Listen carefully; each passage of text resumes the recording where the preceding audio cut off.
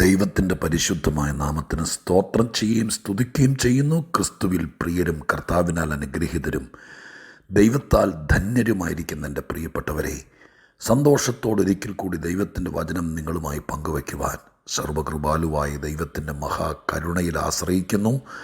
ലോകമെമ്പാടും ഇരുന്നു കൊണ്ട് ദൈവത്തിൻ്റെ വചനം കേൾക്കാൻ അതീവ താല്പര്യം കാണിക്കുന്ന എൻ്റെ പ്രിയപ്പെട്ടവർക്ക് ക്രിസ്തുവേശുവിൻ്റെ ധന്യമുള്ള നാമത്തിൽ വിനീതമായ സ്നേഹ വന്ദനങ്ങളും അറിയിക്കുന്നു. ഓരോ ദിവസവും നമ്മുടെ ജീവിതത്തിൽ പാതയ്ക്ക് ദീപമെന്ന വണ്ണം അനുദിന ആലോചനകൾ തന്ന് നമ്മെ ജയത്തോടെ നടത്തുന്ന നമ്മുടെ കർത്താവും രക്ഷിതാവുമായിരിക്കുന്ന ദൈവത്തിന് സകല മഹത്വവും കരയേറ്റിക്കൊണ്ട് വചനത്തിലേക്ക് നോക്കുമ്പോഴൊക്കെയും കണ്ണുകളിൽ ആത്മീക സന്ദേശങ്ങളെ അവതരിപ്പിച്ചു തരുന്ന എൻ്റെ രക്ഷകനും വീണ്ടെടുപ്പുകാരനുമായ ദൈവത്തോട് സകല പുകഴ്ചയും അർപ്പിച്ചുകൊണ്ട് ഇന്നത്തെ ആത്മീക ചിന്തയ്ക്ക് ആധാരമായ വേദവാക്യത്തിലേക്ക് നമ്മൾ കടക്കുകയാണ്. ശമൂവേലിൻ്റെ പുസ്തകം 2 ശമൂവേൽ 7-ാം അധ്യായം അതിൻ്റെ 18-ാമത്തെ വാക്യം ഞാൻ നിങ്ങളെ വായിച്ചു കേൾപ്പിക്കാം. 2 ശമൂവേൽ 7-ാം അധ്യായം 18-ാം വാക്യം. അപ്പോൾ ദാവീദ് രാജാവ് അകത്ത് ചെന്ന് യഹോവയുടെ സന്നിധിയിൽ ഇരുന്ന് പറഞ്ഞതെന്തെന്നാൽ, അപ്പോൾ ദാവീദ് രാജാവ് അകത്ത് ചെന്ന് യഹോവയുടെ സന്നിധിയിൽ ഇരുന്ന് പറഞ്ഞതെന്തെന്നാൽ, 7-ാം അധ്യായം ആരംഭിക്കുന്നത് ദാവീദ് രാജാവ് തൻ്റെ അരമനയിൽ വസിക്കും കാലത്ത് എന്ന് പറഞ്ഞുകൊണ്ടാണ്. ഓരോരോ കാലം നമ്മുടെ ജീവിതത്തിനകത്തുണ്ടാകും. ദൈവാനുഗ്രഹത്തിൽ ജീവിക്കുന്ന ആളുകളാണെങ്കിൽ കാലം ഇങ്ങനെ മാറിക്കൊണ്ടിരിക്കും. ഞാൻ പ്രാർത്ഥിക്കുമ്പോഴൊക്കെ ചിലർക്ക് വേണ്ടി പ്രാർത്ഥിച്ചിട്ടുണ്ട്. ഒരാത്മപ്രേരണയിൽ, ഒരാത്മീക പ്രകാശനത്തിൽ പ്രാർത്ഥിച്ചിട്ടുണ്ട്. ജീവജല നദിയുടെ തീരത്ത് നിൽക്കുന്ന വൃക്ഷങ്ങളിൽ 12 മാസങ്ങളിൽ 12 തരം ഫലങ്ങൾ എന്നൊക്കെ എഴുതിയിരിക്കുന്നത് പോലെ ജനിച്ചപ്പോൾ മുതൽ മരിക്കുന്നവരെ ഒരു കാലം, ഒരേ സ്ഥിതി, ഒരേ അവസ്ഥ, ഒരേ നിലവാരം, ഒരേ പരിസ്ഥിതി, അങ്ങനെയല്ല. ആത്മീകരുടെ എല്ലാവരുടെയും ജീവിതം പരിശോധിക്കുമ്പോൾ, പ്രാർത്ഥന മുറുകുമ്പോൾ, ആത്മീകം വർദ്ധിക്കുമ്പോൾ, അഭിഷേകത്തിൻ്റെ ലെവല് മാറുമ്പോൾ, ഇരട്ടിപ്പങ്കിൻ്റെ ശക്തി വരുമ്പോൾ, ദൈവത്തിന് പ്രയോജനപ്പെടാൻ തുടങ്ങുമ്പോൾ അവസ്ഥകൾ മാറാൻ തുടങ്ങും. പാർപ്പിടം പോലും മാറും. നമ്മുടെ പാർപ്പിടം മാറ്റാനൊന്നും അല്ല നമ്മൾ ഈ പ്രാർത്ഥിക്കുന്നത്. ഇപ്പോൾ പാർക്കുന്നത് മാറ്റിയിട്ട് അരമന പണിയണം, കൊട്ടാരം പണിയണം, ഇതൊന്നും ലക്ഷ്യം വെച്ചോളൂ. പക്ഷെ ദൈവത്തിൻ്റെ ഭാഗത്തുനിന്നൊരു വിശ്വസ്തതയുണ്ട്. ദൈവവുമായിട്ടുള്ള ബന്ധം, ദൈവിക പദ്ധതിയിൽ നമ്മൾ പ്രയോജനപ്പെടാൻ തുടങ്ങുമ്പോൾ നമ്മുടെ പരിസ്ഥിതികൾ മാറാൻ തുടങ്ങും. നമ്മുടെ സിറ്റുവേഷനുകൾക്ക് ഭയങ്കര മാറ്റം വരും. ബൈബിളിലെ ഒട്ടുമിക്കവാറും എല്ലാവരുടെയും ചരിത്രത്തിൽ അങ്ങനെയുണ്ട്. അവരുടെ ലൊക്കേഷനുകൾ മാറും, സ്ഥിതിഗതികൾ മാറും. അല്ലെങ്കിൽ നമ്മുടെയൊക്കെ ജീവിതം പരിശോധിക്കും. ഇവിടെ പറയുന്ന എല്ലാവരുടെയും ജീവിതം തുടക്കത്തിൽ കൊച്ചു കൊച്ചു സാഹചര്യമായിരുന്നു. മക്കളൊക്കെ നല്ല നല്ല രാജ്യങ്ങളിൽ പോയതുകൊണ്ടായിരിക്കാം. എങ്കിലും ഇന്ന് വിദേശത്തൊക്കെ ഇരുന്നത് കേൾക്കുന്ന നിങ്ങളുടെയും സ്ഥിതി മാറിയില്ലേ? അത് നിഷേധിക്കാൻ പറ്റുമോ?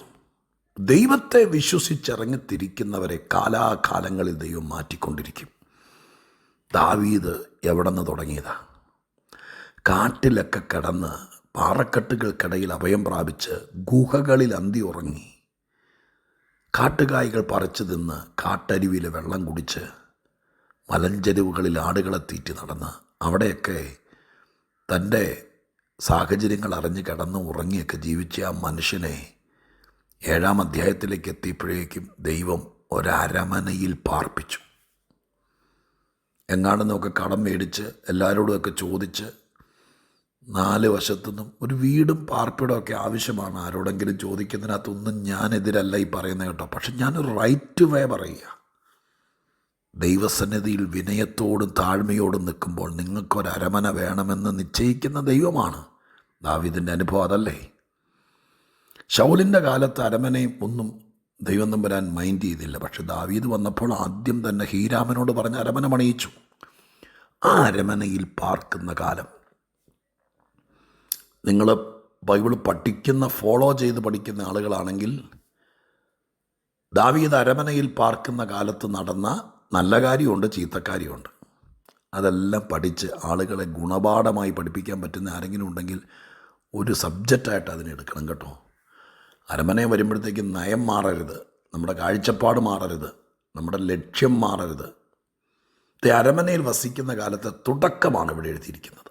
ദാവീദ് ആഗ്രഹിച്ചു, ദൈവത്തിൻ്റെ പെട്ടകം പുറത്തെവിടെയോ കിടക്കുകയാണ്, കൂടാരത്തിനകത്ത് എവിടെയോ ഇരിക്കുക, അതിനെ ഒരു ആലയത്തിനകത്താക്കണം. അങ്ങനെ ആലയം പണി എന്ന ആശയം ദാവീദ് കൊണ്ടിരുന്നു, നാഥാനുമായി പങ്കുവയ്ക്കുന്നു.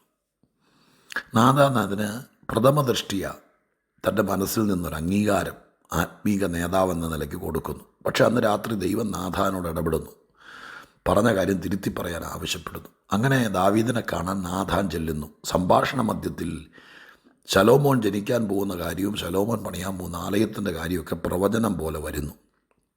അങ്ങനെ അത്രയും കാര്യങ്ങളൊക്കെ വന്നപ്പോഴാണ് 18-ാം വാക്യം, നാഥാൻ തനിക്ക് പറയാനുള്ള ദൈവാലോചന പറഞ്ഞു തീർന്നപ്പോൾ അകത്ത് ചെന്ന്, ദാവീദ് രാജാവ് അകത്ത് ചെന്ന് യഹോവയുടെ സന്നിധിയിൽ ഇരുന്ന് പറഞ്ഞു. എന്തിൻ്റെ അകത്ത്? അരമനയുടെ അകത്ത്. അപ്പം അരമനയുടെ അകത്ത് എന്തുണ്ട്? ദൈവത്തിൻ്റെ സന്നിധി. അയ്യോ, ഞാനത് ഇന്ന് രാവിലെ വായിച്ചപ്പോൾ ഒന്ന് ഞെട്ടി ആശ്ചര്യപ്പെട്ടു, ചിന്തിച്ചു. നിങ്ങളോട് പറയണം എന്ന് ദൈവം എൻ്റെ ഉള്ളിൽ പ്രേരണയും തന്നു. അരമനയ്ക്കകത്ത് ദൈവസന്നിധി എന്ന് പറയുമ്പോൾ, അരമന പണിതപ്പോൾ അതിനകത്തൊരു പൂജാമുറി പോലൊരു മുറി പണിതിട്ടു എന്നതല്ല അതുകൊണ്ട് അർത്ഥമാക്കേണ്ടത്. അങ്ങനെ ഒരു മുറിയോ പ്രാർത്ഥനയ്ക്കുള്ള സ്ഥലമോ ദൈവമായിട്ട് സംസാരിക്കുന്ന സ്ഥലമൊക്കെ ഒരു മുറി മാറ്റിയിടുന്ന തെറ്റൊന്നുമില്ല. പക്ഷേ മുറി ഉണ്ടാക്കിയിട്ടിട്ട് അവിടെ സാന്നിധ്യം ഇല്ലെങ്കിൽ സന്നിധിയാകുമോ?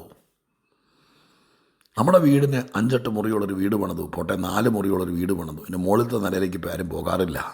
അവിടെ പ്രാർത്ഥനയ്ക്കെന്നും പറഞ്ഞുകൊണ്ട് നമ്മളൊരു കാർപ്പറ്റൊക്കെ മേടിച്ചിട്ടതുകൊണ്ട് ഞാൻ പല പല വീടുകളിൽ കണ്ടിട്ടുണ്ട്. ചില സ്ഥലത്ത് ചെല്ലുമ്പോൾ ചില വീടുകളിൽ ഈ ദേവാലയത്തിൻ്റെ അകത്ത് സ്രോണോസ് പോലത്തെ അതുപോലും ഉണ്ടാക്കി വെച്ചിരിക്കുന്ന പുതിയ വീടുകളിൽ, എത്രയോ വീടുകളിൽ പോകാൻ എനിക്ക് ഭാഗ്യം ലഭിച്ചു.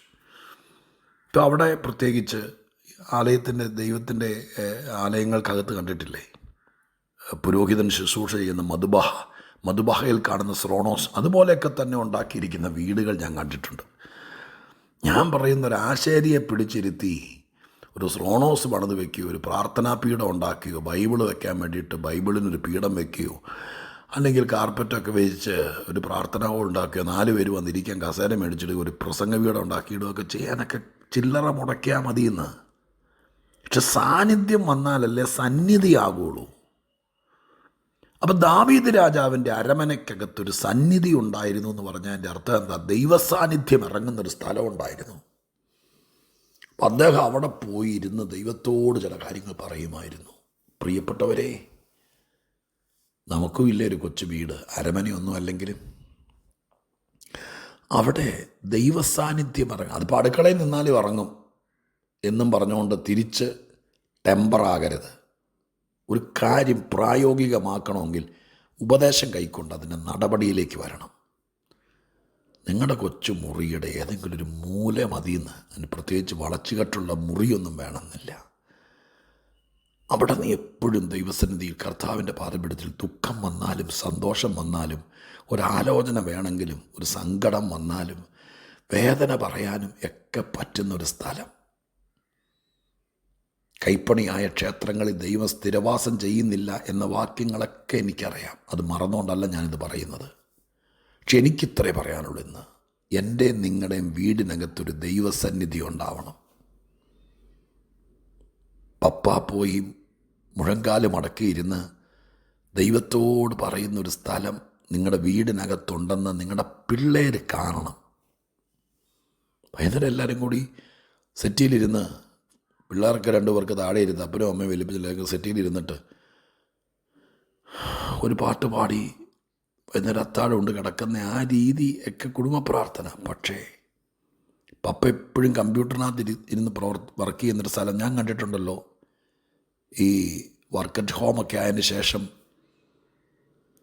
അങ്ങനെ ജോലി ചെയ്യുന്ന ആൾക്കാരുടെ ഒരു മുറി, അവിടെ കമ്പ്യൂട്ടർ, അതിനോട് ബന്ധപ്പെട്ട സംഭവങ്ങൾ, കുടിക്കാനുള്ള വെള്ളം, പുറം വേദന എടുക്കാതിരിക്കുന്ന ചെയർ, ഇതെല്ലാം ഇട്ടിരിക്കുന്ന ഞാൻ കണ്ടിട്ടുണ്ടല്ലോ.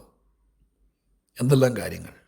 അപ്പം അങ്ങനെ പിള്ളേർ കണ്ടിട്ടുണ്ട്. ഡാഡി കമ്പ്യൂട്ടറിന് മുമ്പിൽ കാണും, അമ്മ എപ്പോഴും അടുക്കളയിൽ കാണും, അല്ലെങ്കിൽ ഇന്നടത്ത് കാണും എന്ന് പറയുന്നത് പോലെ പിള്ളേർ കാണട്ടെ എന്ന് നിങ്ങളുടെ വീടിനകത്തൊരു ദൈവസന്നിധി, അവിടെ ഡാഡി പോയിരുന്ന് മമ്മി പോയിരുന്ന് ദൈവത്തോട് കാര്യങ്ങൾ പറയുന്ന സ്ഥലമായിട്ട് അവർക്കും മനസ്സിലാകട്ടെ. അവർക്ക് മനസ്സിലാകാനല്ലല്ലോ, അങ്ങനെ ഒരു സ്ഥലം ഉണ്ടാകണമല്ലോ. ദൈവസന്നിധി തേടി നിങ്ങൾ വണ്ടിക്കൂലി മുടക്കി നടക്കരുത്. പ്രാർത്ഥനാ കൂട്ടായ്മയ്ക്കൊക്കെ നല്ല ആത്മാഭിഷേകത്തിൻ്റെ ശുശ്രൂഷ നടക്കുന്ന സ്ഥലങ്ങളൊക്കെ കേരളത്തിൽ അവിടെ ഇവിടെ കാണും. നിങ്ങൾ പോയി പാർക്കുന്ന രാജ്യത്ത് കാണും. അവിടെ പോയി പ്രാപിച്ചോ, അവിടെ പോയി പക്ഷെ നിങ്ങളുടെ വീടിനകത്തൊരു ദൈവസന്നിധി കാണണം. ആ വീട്ടിനകത്തെ ദൈവസന്നിധിക്കകത്തിരുന്ന് കാര്യങ്ങൾ പറയണം. അല്ല, ദൈവത്തോടൊരു കാര്യം എനിക്ക് പറയാൻ വേണ്ടി എൻ്റെ വീട്ടിലെങ്ങും സ്ഥലമില്ല, എൻ്റെ വീട്ടിലിരുന്ന് പറയാനും പറ്റിയല്ല, അതുകൊണ്ട് ഞാൻ വണ്ടി വിളിച്ച് നേരെ, ചിലർ പറഞ്ഞു കേട്ടിട്ടുണ്ട്, ഹോട്ടലിൽ പോയിരുന്ന് മൊബൈൽ ഓഫ് ചെയ്തിട്ട് അവിടെ ഇരുന്നുകൊണ്ട് ദൈവത്തോട് പ്രാർത്ഥിക്കും. എനിക്ക് വിരോധമില്ല, ഞാൻ വിരോധിച്ചിട്ട് ഇപ്പം എന്നാ ചെയ്യാൻ? ഞാൻ പറയുന്നത് നല്ലവരോടാണ്. വീട്ടിൽ കലഹവും പ്രയാസമൊക്കെ ഉണ്ടെങ്കിലൊക്കെ കോംപ്രമൈസിലേക്ക് എത്തണം. പക്ഷേ രഹസ്യപ്രാർത്ഥനയ്ക്ക് രാത്രിയുടെ നിശബ്ദതയിൽ നീ കിടക്കുന്ന മുറിക്കകത്ത് അകത്തുനിന്ന് കുറ്റിയിട്ടതിന് ശേഷം അതിനകത്തിരുന്നു കൊണ്ട് ദൈവത്തിൻ്റെ സന്നിധിയിലിരുന്ന് സങ്കടം ബോധിപ്പിക്കാൻ അതിനൊരു തടസ്സമുണ്ടോ? അത് ദൈവം വിശ്വസിക്കുമോ? അതിന് ഹോട്ടലിൽ റൂം എടുക്കണോ? അതിന് വേറൊരാളുടെ വീട്ടിൽ പോകണോ? നമ്മുടെ വീട്ടിലൊരു ദൈവസന്നിധി വേണ്ടേ? വേണമെന്ന് ചിന്തിക്കാൻ തുടങ്ങ്, ആഗ്രഹിക്ക്, ആലോചിക്ക്. ആ സാന്നിധ്യം വീട്ടിലിറക്ക്. വീട്ടിലിരുന്ന് ദൈവസന്നിധിയിലിരിക്കുമ്പോൾ വൻകിട പദ്ധതികൾ ദൈവം നമ്മളിലൂടെ പുറത്തു കൊണ്ടുവരട്ടെ. അകത്ത്, അരമനയ്ക്കകത്ത് ദൈവസന്നിധി. നമുക്ക് ദൈവത്തോട് പ്രാർത്ഥിക്കാം. അരമനയ്ക്കകത്ത് മറ്റു പലതും കാണാം. ആയുധം സൂക്ഷിക്കുന്ന സ്ഥലം, പണം സൂക്ഷിക്കുന്ന സ്ഥലം, മറ്റു പലതും ഞാൻ പറയുന്നില്ല. പക്ഷേ ഒരു ദൈവ സാന്നിധ്യം.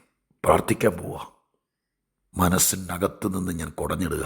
പറ്റുമെങ്കിൽ ശ്രമിക്കണം. പരിശുദ്ധ ദൈവമേ, ഞങ്ങളുടെ സ്വർഗീയ പിതാവേ, അനുഗ്രഹിക്കപ്പെട്ട ഈ നല്ല ദിവസത്തിൻ്റെ സന്ദേശത്തിനായി സ്തോത്രം.